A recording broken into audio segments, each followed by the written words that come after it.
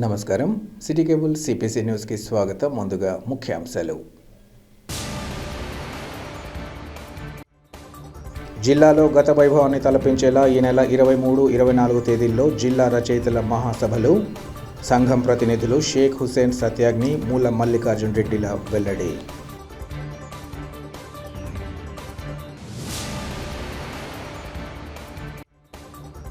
ప్రజలు ప్రభుత్వానికి వారధిగా ఉంటూ విశేష సేవలు అందిస్తున్న ఆశా వర్కర్ల సమస్యలను సత్వరమే పరిష్కరించాలి. ఏఐటీయూసీ ఆశా వర్కర్స్ యూనియన్ ప్రతినిధుల డిమాండ్.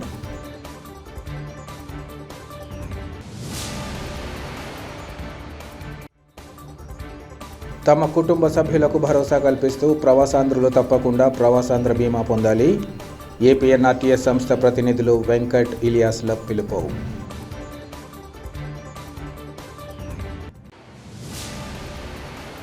దివంగత ముఖ్యమంత్రి డాక్టర్ వైఎస్ఆర్ కుమార్తె, వైఎస్ఆర్ తెలంగాణ పార్టీ అధ్యక్షురాలు వైఎస్ షర్మిలారెడ్డి జన్మదిన వేడుకలు వేంపల్లెలో ఘనంగా నిర్వహించారు. వైఎస్ఆర్సీపీ ఎంపీటీసీ, వైసీపీ బీసీ విభాగ రాష్ట్ర కార్యదర్శి భారతి ఆధ్వర్యంలో షర్మిలారెడ్డి 49వ పుట్టినరోజు వేడుకల సందర్భంగా కేక్ కట్ చేసి సంబరాలు చేశారు. షర్మిలారెడ్డి వైఎస్ఆర్ కుటుంబానికి చెందిన నాయకురాలు కావడంతో వైసీపీ నాయకులందరూ కలిసి పుట్టినరోజు వేడుకల్లో పాల్గొన్నారు. ఈ సందర్భంగా భారతి మాట్లాడుతూ షర్మిలారెడ్డి పుట్టినరోజు వేడుకలను ఘనంగా నిర్వహించడం సంతోషకరంగా ఉందని, భవిష్యత్తులో ఆమె మరిన్ని ఉన్నత పదవులను అలంకరించాలని, నిండు ఆయురారోగ్యాలతో జీవించాలని కోరుకుంటున్నట్లు చెప్పారు. ఈ కార్యక్రమంలో మైనింగ్ శాఖ రాష్ట్ర డైరెక్టర్ సల్మా, వైసీపీ నేతలు బాబా షరీఫ్, రహమతుల్లా ఖాన్, మణిగోపాల్ రెడ్డి, కాణిపాకం దేవస్థానం డైరెక్టర్ కొండయ్య, గండి దేవస్థానం చైర్మన్ రాఘవేంద్ర ప్రసాద్, మైనార్టీ నాయకుడు సాదక్ వల్లి తదితరులు పాల్గొన్నారు. ప్రజలు ప్రభుత్వానికి వారధిగా ఉంటూ విశేష సేవలు అందిస్తున్న ఆశా వర్కర్ల సమస్యలను సత్వరమే పరిష్కరించేందుకు ప్రభుత్వం తగిన చర్యలు చేపట్టాలని ఏఐటీయూసీ ఆశా వర్కర్స్ యూనియన్ నాయకురాళ్లు డిమాండ్ చేశారు. కడప నగరంలోని ఏఐటీయూసీ కార్యాలయంలో ఏర్పాటు చేసిన విలేకరుల సమావేశంలో వారు మాట్లాడారు. ఆశా వర్కర్లు తమ న్యాయమైన సమస్యల పరిష్కారం కోసం పోరాటం సాగిస్తున్నట్లు వారు చెప్పారు. ముఖ్యంగా కనీస వేతనం 26,000 రూపాయలకు పెంపు, ఆశాలను మెడికల్ ఉద్యోగులుగా గుర్తించి సర్వీసులను పర్మనెంట్ చేయాలని అన్నారు. సామాజిక ఉద్యోగ భద్రత కల్పించాలని, సాధారణ మెటర్నిటీ సెలవులు మంజూరు చేసి 10 లక్షల ఉచిత బీమా సౌకర్యం, రిటైర్మెంట్ బెనిఫిట్స్ 5 లక్షల రూపాయలు వేతనంలో సగం పెన్షన్ కింద అందించాల్సినట్లు కోరుతున్నామన్నారు. ఈ క్రమంలో ఈ నెల 21వ తేదీన విజయవాడలో జరిగే ఆశాల రాష్ట్ర స్థాయి సదస్సులో ప్రతి ఒక్కరూ పాల్గొని కార్యాచరణ ప్రణాళిక రూపొందించుకోవాలన్నారు. ఇదే క్రమంలో అంగన్వాడీలు చేస్తున్న సమ్మెకు ఆశా వర్కర్స్ యూనియన్ సంపూర్ణ మద్దతు తెలియజేస్తుందన్నారు.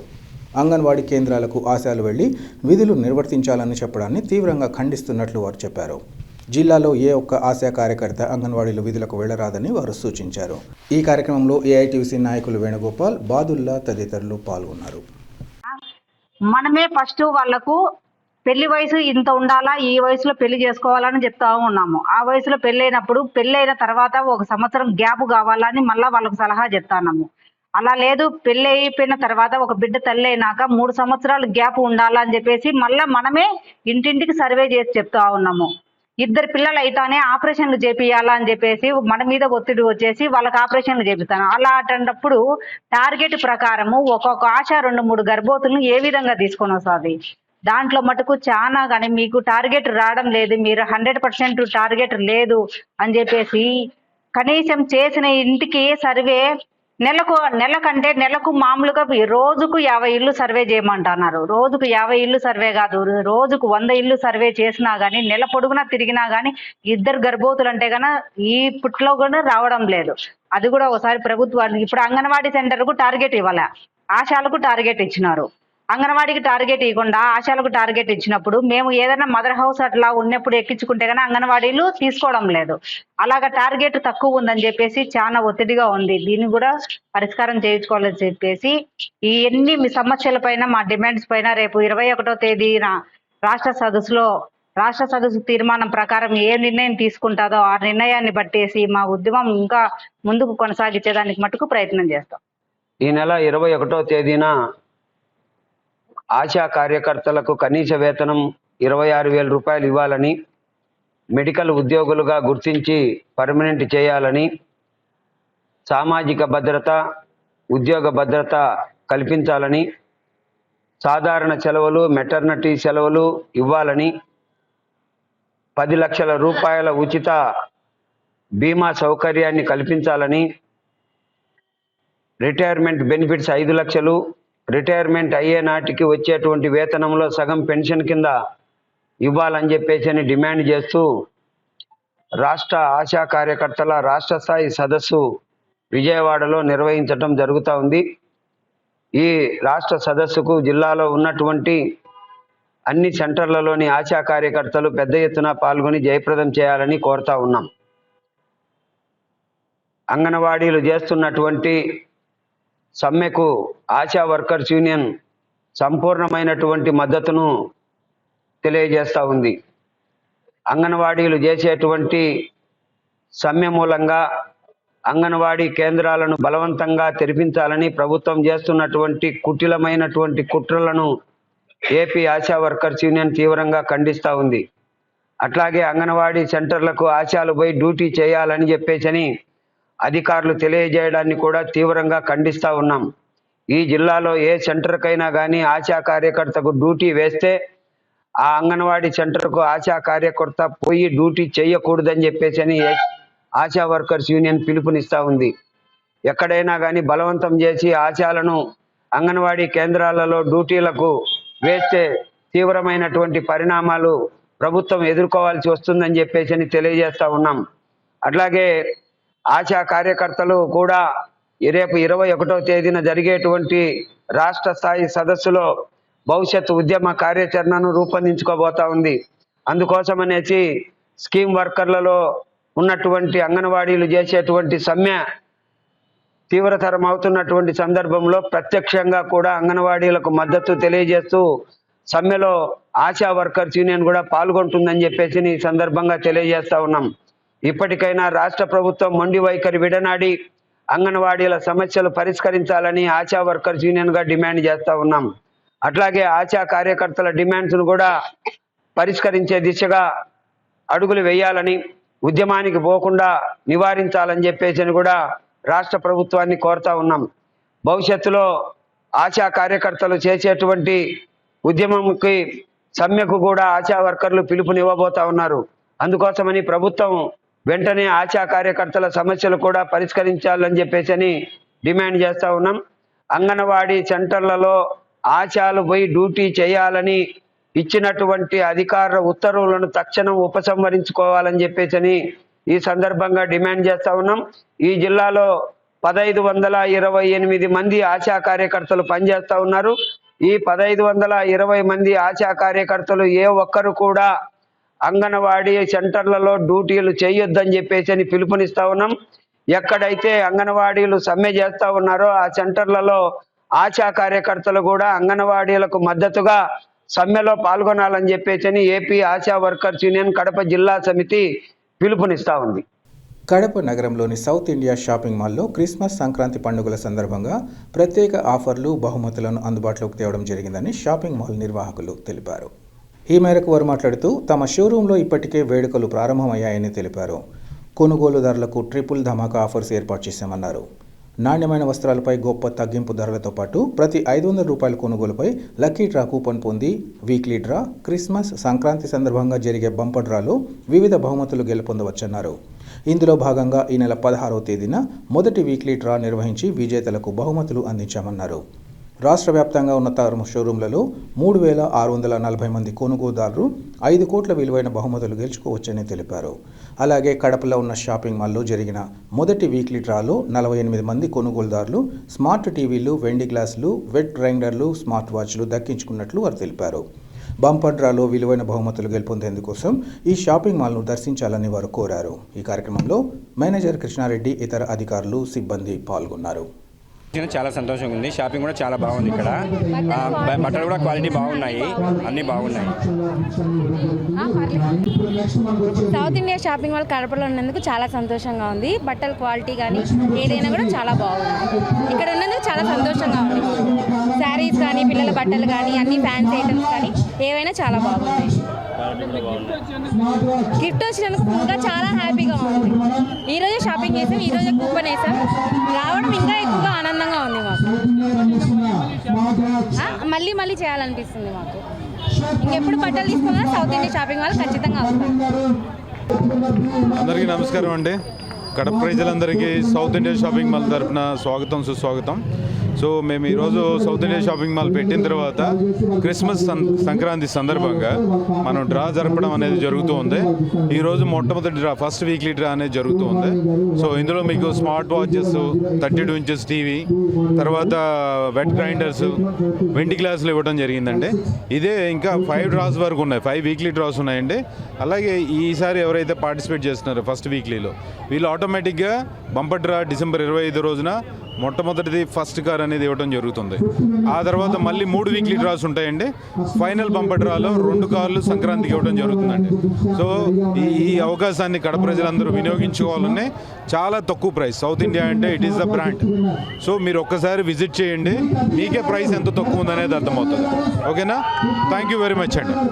ప్రేమ, త్యాగం, ధైర్య సాహసాలతో నిర్మించుకున్న రాచమల్లు కోటకు ఎప్పుడూ బీటలు వారే పరిస్థితి ఉండదని ప్రొద్దుటూరు ఎమ్మెల్యే రాచమల్లు శివప్రసాద్ రెడ్డి తెలిపారు. ఈరోజు ప్రొద్దుటూరులోని వైఎస్ఆర్సీపీ రాష్ట్ర అదనపు కార్యదర్శి పోరెటి నరసింహారెడ్డి స్వగృహంలో ఎమ్మెల్యే విలేకరులతో మాట్లాడారు. రాష్ట్రంలో పులివెందుల తర్వాత ప్రొద్దుటూరు నియోజకవర్గం పార్టీకి అత్యంత పటిష్టంగా ఉందన్నారు. తమ పార్టీకి చెందిన ఒక కౌన్సిలర్ భోజనానికి పిలిస్తే మిగతా కౌన్సిలర్లు వెళ్లారని, అయితే టీడీపీ లబ్ధి చేకూర్చేందుకు ఆంధ్రజ్యోతి, ఈనాడు పత్రికలతో పాటు ఏబిఎన్, ఈటీవీ, టీవీ5 ఛానళ్లు రాచమల్లు కోటకు బీటలు వారాయని ప్రచురించడం జరిగిందన్నారు. టీడీపీకి ఈ జన్మలో అది సాధ్యం కాదన్నారు. 2024 ఎన్నికల్లో అభ్యర్థి ఎవరో చెప్పుకోలేని పరిస్థితి స్థానిక టీడీపీకి ఉందన్నారు.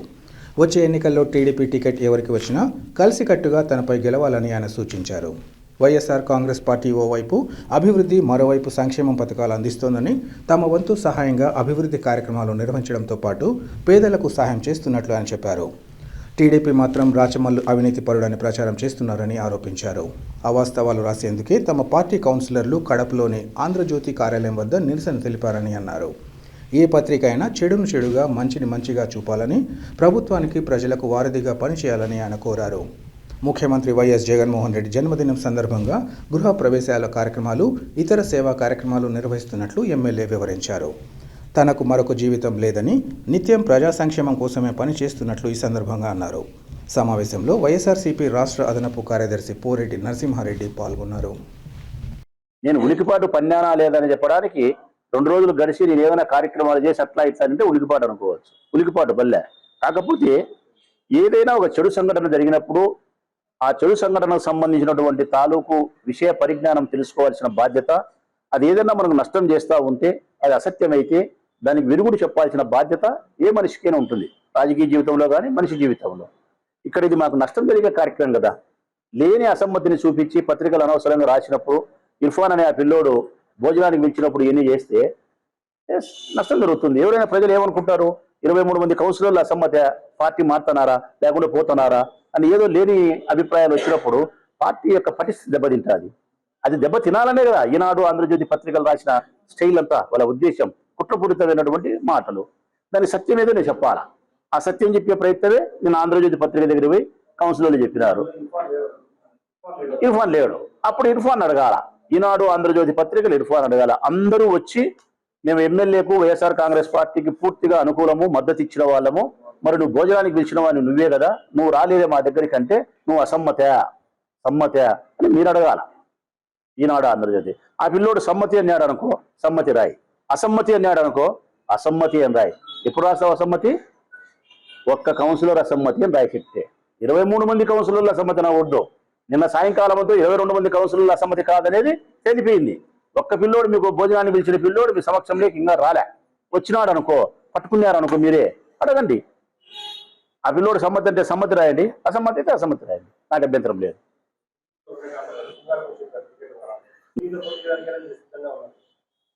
వాళ్ళ ముగ్గుట్లో ఎవరికి నలగట్ల ముగ్గురు కాదు.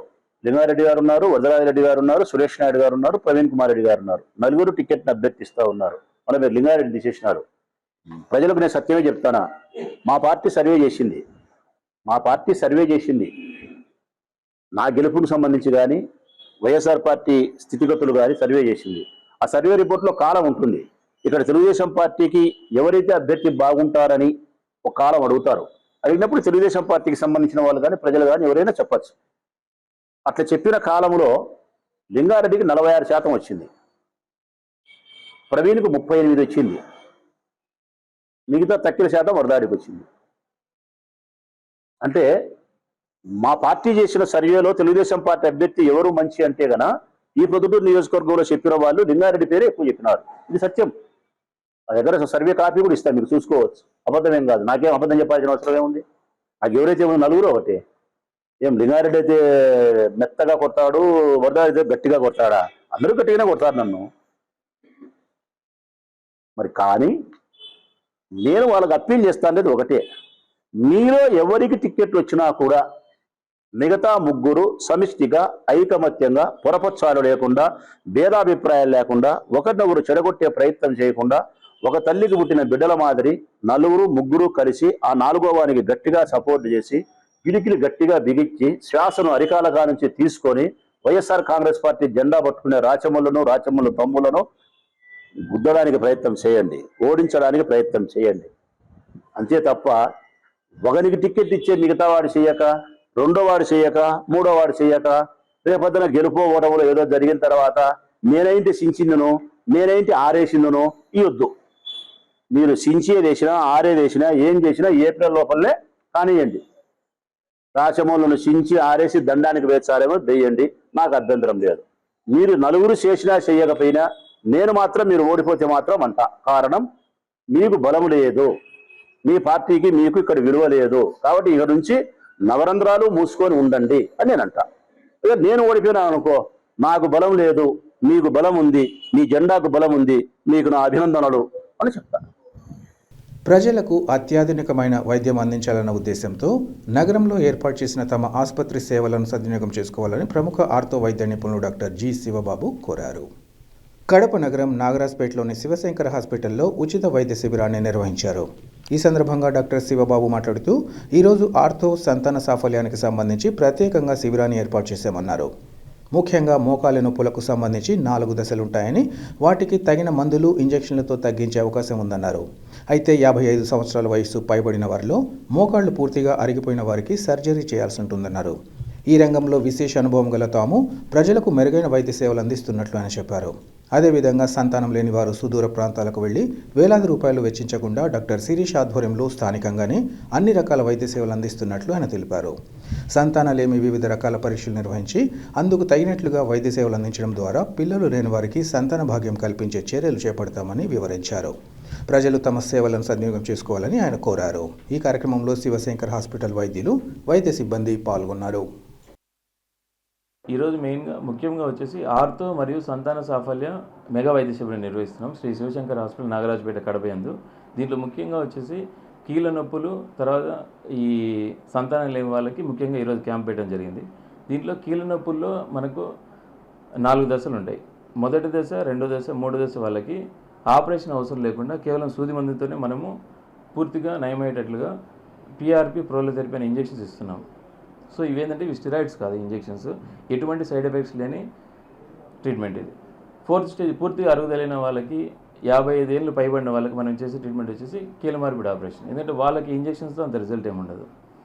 సో ఇంకా సంతాన సాఫల్యం గురించి వస్తే మన దగ్గర పూర్తిగా అంటే IUI ఇంట్రాయూట్రైన్ ఇన్సెమినేషను, తర్వాత IVF in vitro fertilisation, ICSI intracytoplasmic sperm injection అని డిఫరెంట్ పద్ధతుల ద్వారా సంతానం లేని వాళ్ళకి, ముఖ్యంగా అంటే తిరుపతి, హైదరాబాద్, బెంగళూరు లాంటి మహానగరాలు పోవాల్సిన అవసరం లేకుండా మన దగ్గరే పూర్తి సదుపాయాలు ఉన్న డాక్టర్ శిరీష IVF ల్యాబ్ ఉంది మన దగ్గర.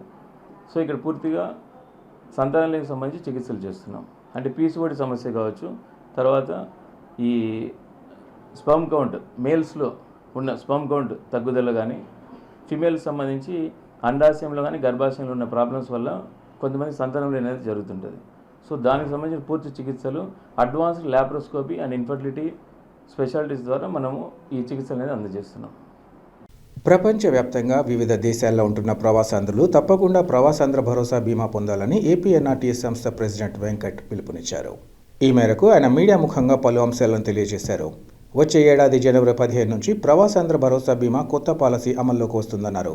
అయితే రానున్న కాలంలో ప్రీమియం డబ్బులు పెరిగే అవకాశం ఉన్నందున ఇప్పుడున్న ప్రీమియం 3 సంవత్సరాలకు గాను ఉద్యోగ వలస కార్మికులు 550 రూపాయలు, విద్యార్థులకు 180 రూపాయలు చెల్లించాల్సి ఉంటుందన్నారు. సంస్థ డైరెక్టర్ ఇలియాస్ ఈ సందర్భంగా మాట్లాడుతూ ప్రవాసాంధ్ర భరోసా బీమా నమోదు చేసుకున్న వారెవరైనా ప్రమాదవశాత్తు మరణిస్తే వారి కుటుంబ సభ్యులకు 10 లక్షల రూపాయలు ఏపీఎన్ఆర్టీఎస్ వారు ఇన్సూరెన్స్ కంపెనీ ద్వారా ఇప్పిస్తారన్నారు. ప్రమాదం జరిగి ఇతర ఆపరేషన్ చేసుకున్న తరుణంలో చికిత్స కోసం ఆయన ఖర్చు బిల్లులు ఇస్తే ₹1,00,000 వరకు ఇన్సూరెన్స్ కంపెనీ వారి ద్వారా ఇప్పించడం జరుగుతుందన్నారు.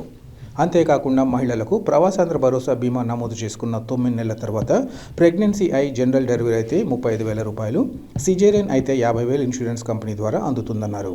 ప్రవాసాంధ్రులు ఈ అవకాశాన్ని సద్వినియోగం చేసుకుని కుటుంబ సభ్యులకు భరోసా కల్పించాలని కోరారు. జిల్లాలో గతంలో నిర్వహించిన మహాసభల వైభవాన్ని తలపించేలా 36 ఏళ్ల తర్వాత డిసెంబర్ 23, 24 తేదీలలో కడప సభాభవనంలో వైఎస్ఆర్ జిల్లా రచయితల సంఘం ఆధ్వర్యంలో మహాసభలను నిర్వహించనున్నట్లు గౌరవ అధ్యక్షులు షేక్ హుసేన్ సత్యాగ్ని తెలిపారు. కడప నగరంలోని సిపి బ్రౌన్ గ్రంథాలయంలో ఈరోజు వైఎస్ఆర్ జిల్లా రచయితల సంఘం కార్యవర్గ సభ్యుల సమావేశాన్ని నిర్వహించారు.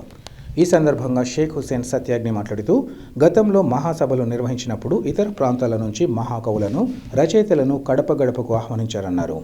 ఆ వైభవాన్ని పునరావృతం చేసేలా మహాసభలు నిర్వహించనున్నట్లు ఆయన తెలిపారు.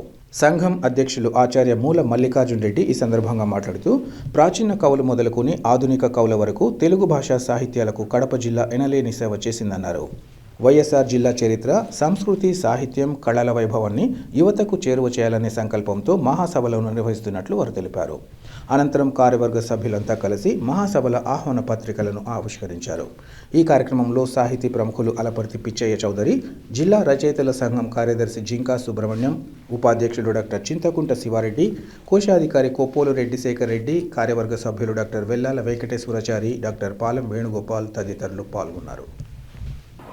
ఈ జిల్లాలో సాహితీ మహాసభలు జరిగి దాదాపు 36 సంవత్సరాలు అయింది. నేను కూడా 10-12 సంవత్సరాలు జిల్లా రచయితల సంఘం అధ్యక్షుడుగా ఉండిన, కానీ మహాసభలు జరపలేకపోయినా కారణం రాజకీయాలలో ముమ్మరంగా పాల్గొంటూ ఉండడం వల్ల సాహిత్యం వైపు అంతగా దృష్టి మరల్చలేకపోవడం దురదృష్టకరమైన విషయం.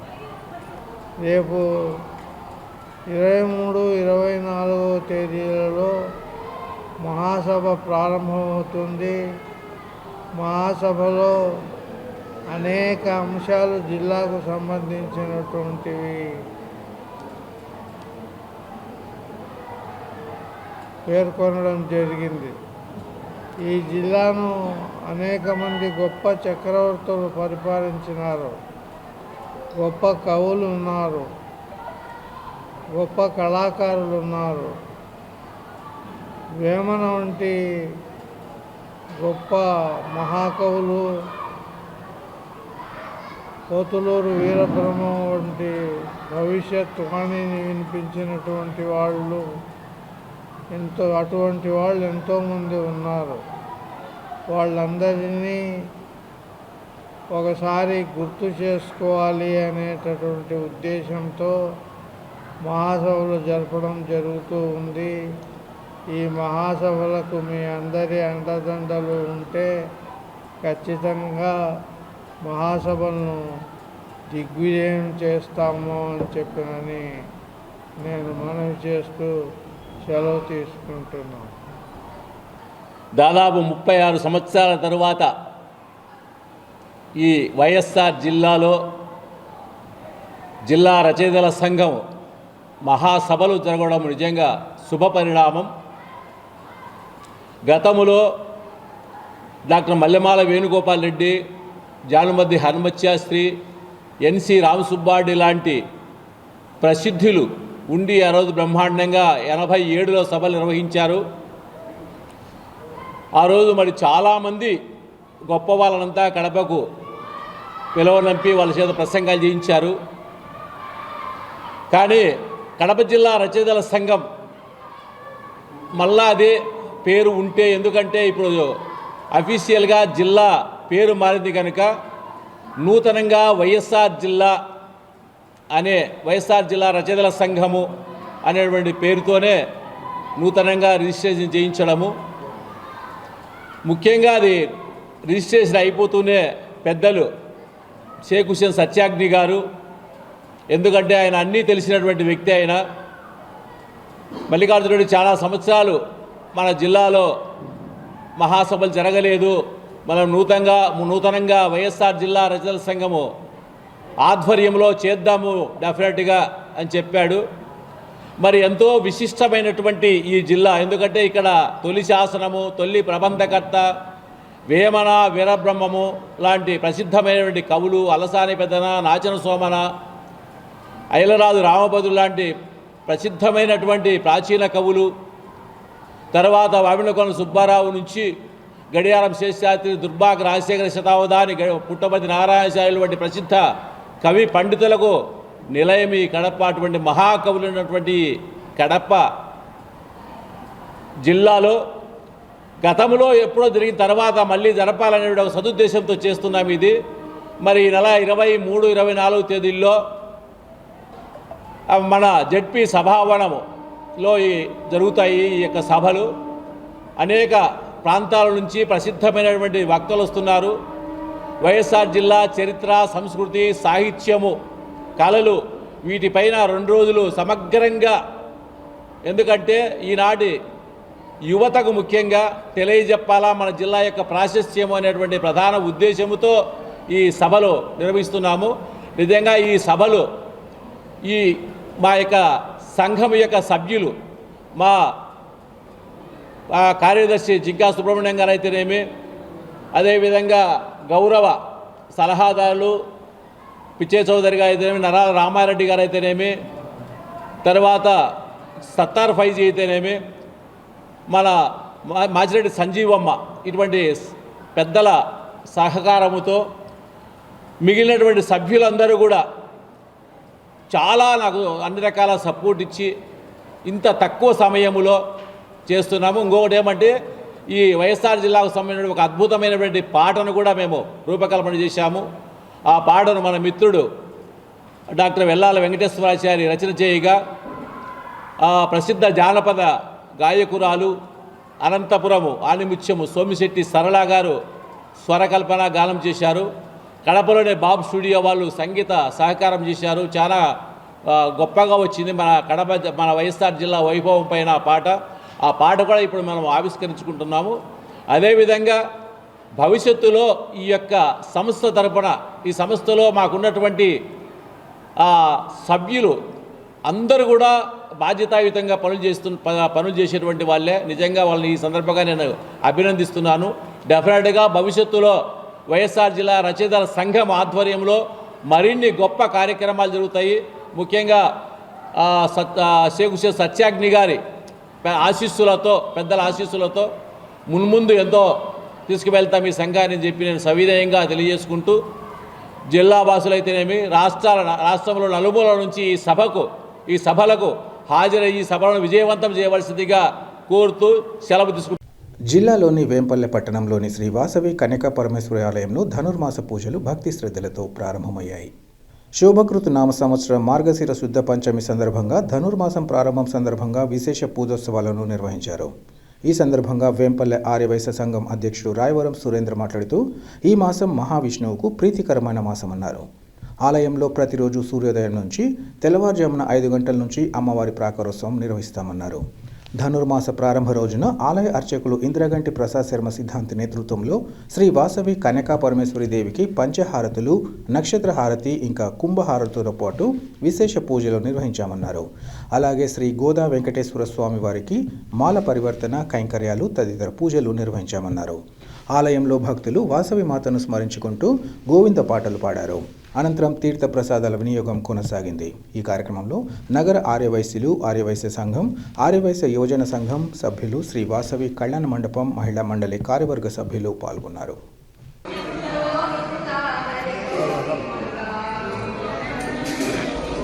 వార్తలు ముగించే ముందు ముఖ్యాంశాలు మరోసారి.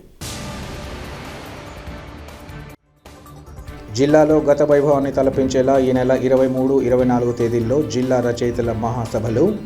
సంఘం ప్రతినిధులు షేక్ హుసేన్ సత్యాగ్ని, మూల మల్లికార్జున్ రెడ్డిల వెల్లడి.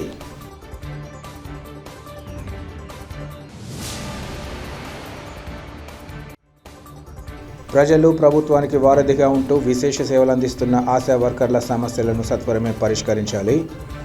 ఏఐటీయూసీ ఆశా వర్కర్స్ యూనియన్ ప్రతినిధుల demand.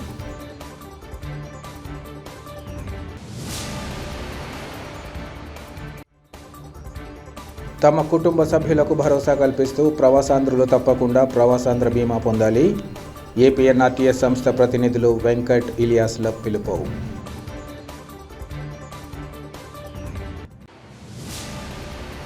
City cable CPC news ఇంతటితో సమాప్తం. నమస్కారం.